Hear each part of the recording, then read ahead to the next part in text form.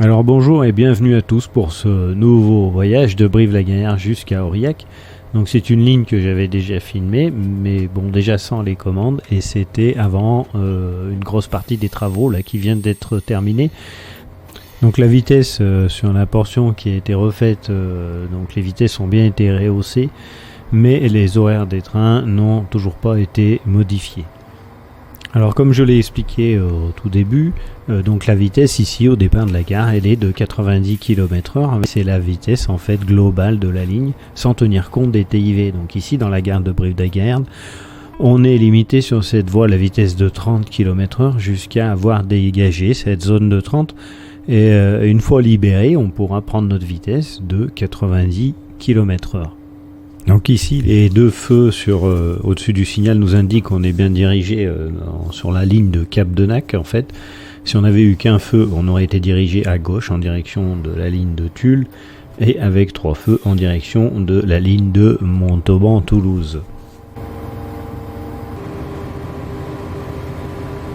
Donc l'entrée de la gare de Turenne est protégée par un signal qui peut donner l'indication carré. Donc ici on est reçu sur une voie directe, il n'y a pas de limitation de vitesse pour traverser cette gare quand on est reçu sur cette voie. Donc on peut voir que dans la gare, la voie va donc se dédoubler. Donc une chose intéressante, entre ces deux voies, côté gauche, on va avoir une pancarte qui nous indique que le prochain signal à observer sera situé à droite.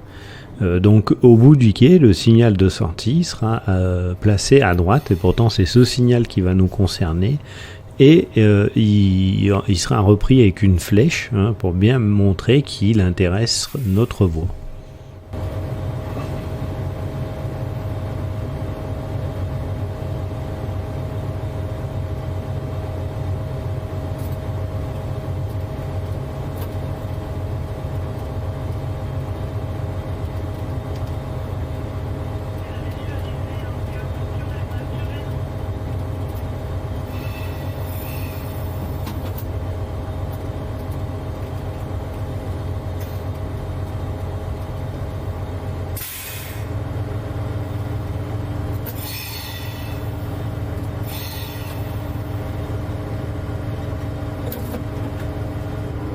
C'est-à-dire que pour notre automoteur, notre autorail, la vitesse est de 110 km/h.